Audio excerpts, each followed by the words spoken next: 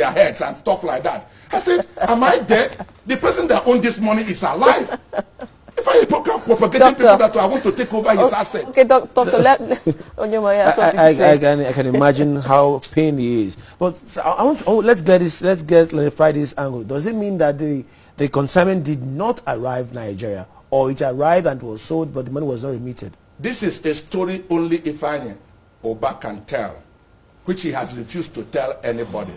But our conclusion is that this consignment did not arrive. Our conclusion, and from the way this game had played, is that he connived with the vessel owner and sold these goods offshore. Okay? That's because we didn't see if this consignment come. It would follow the normal procedure. The agent Vibra Venture would have followed to go and load it. Even he didn't follow him to load it, if he has brought it on his own, he would have sold it and the proceeds would have been in the bank. But to make this matter worse, Ifeanyi had claimed SDN, sovereign debt note, on this 4 cargo that we did not see, worth over 5.something billion. So he went ahead and have 2 sons-in-law for 1 daughter.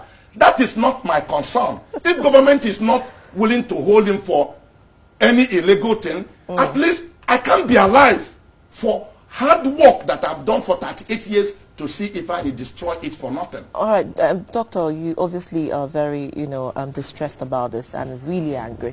And I must understand your pain, having worked all your life to get to this point. Now, a lot of they say your reputation, Ifeanyi Ubah's reputation precedes him, and a lot of people have actually accrued him as intellectually shallow and has no business acumen whatsoever. Of course. Now, all this, commentaries coming from different people and even banks about Ifeanyi Ubah, knowing all of this that you knew and seeing the downward trend of the business, from pillar to post, always asking people for help.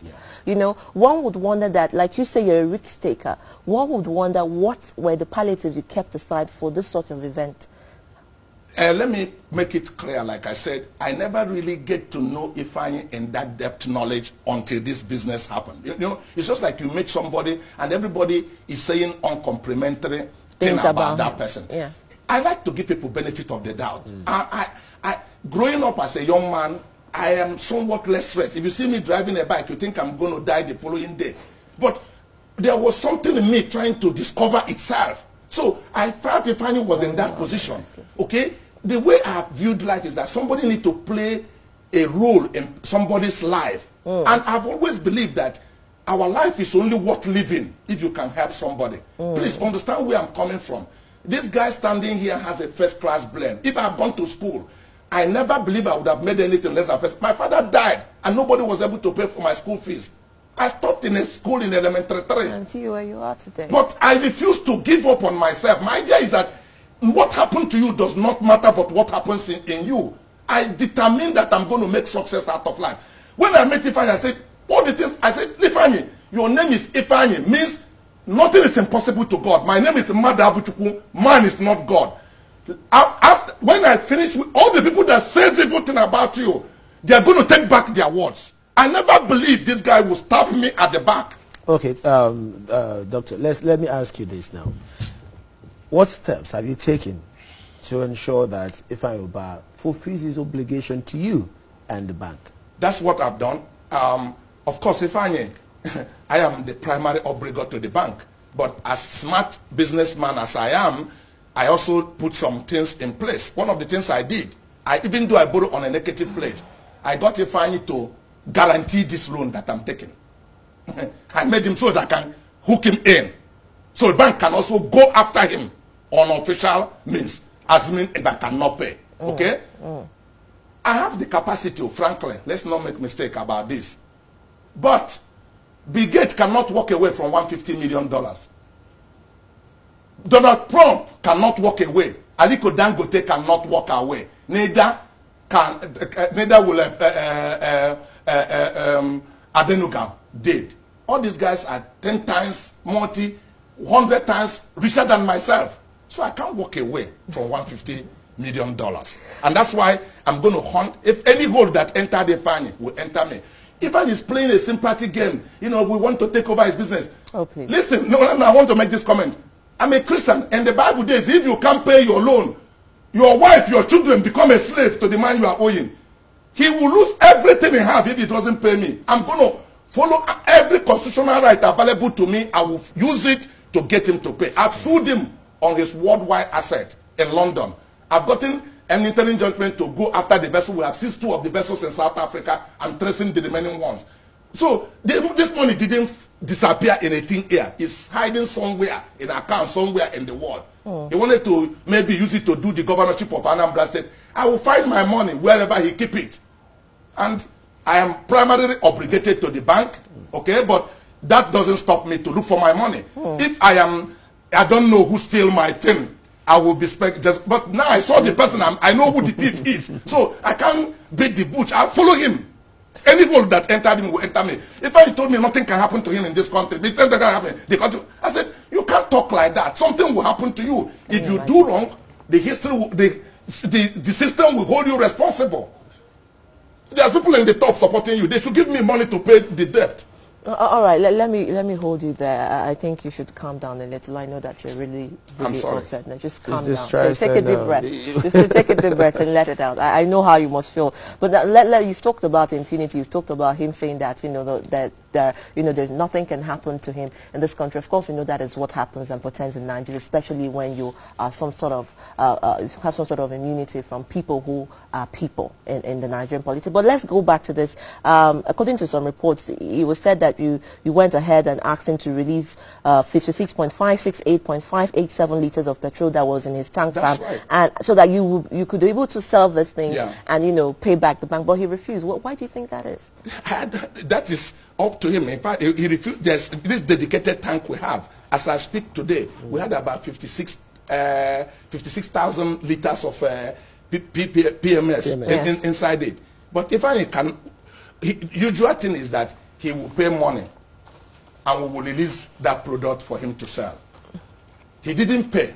We could go in there and sell, but he refused our tank to come in there to be able to sell the product. All of these are reported to the police. Okay? I can't take laws into my hands, and that's why I'm crying out that the people in authority should get Ifeanyi to question, bring him even here, so I can say the things I'm saying face to face to him and let him discredit any of the things that I'm saying. The issue is that where is this consignment? We are talking about the ones that is in the tank, because the total consignment we are looking for from him is over 180,000 metric tons of PMS, which is over $200-something million. Where is this consignment? Did the ship that carried it got sink? If it did, please show us. Let's know where it is. We can claim on insurance. Did it caught fire? We will take the insurance company to go and show them there's an insurance cover on this so they can pay. Bank have bill lading. The original bill ladings are still with the bank. Which documents did they find used to clear this consignment if he did come to Nigeria? So you can see our conclusion that the consignment did not come to Nigeria. Because if he say he did come to Nigeria, then he must have forged documents to go and clear them. Okay. Because the original documents is still with the bank. Okay. Let me ask you this. This is Africa. We are Nigerians, and we are brothers keeper. Did you ever, at any point in time, reach out to people, others, statesmen, your community, where community he comes from, to reach out to them to see if you can settle this amicably? Initially, Ifeanyi asked me to please carry this cross for him. He told me, he said, if I can't pay you, I'll take my life. I give him to this. He seems initially committed to pay, because that was when, after this, when I now noticed he wasn't paying, I close up on him. I said, Ifeanyi, you can't do this. Then he said, okay, he will make arrangement to pay. But I've been hearing this story. So I said, okay, what do you have that you can give me so I can hold as a comfort?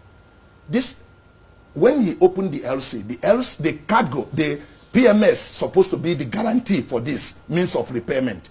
But when we see now that these goods are not coming, obviously something had happened. That was when he gave me some of his vessels. I had some of his vessels, sign off on it to me.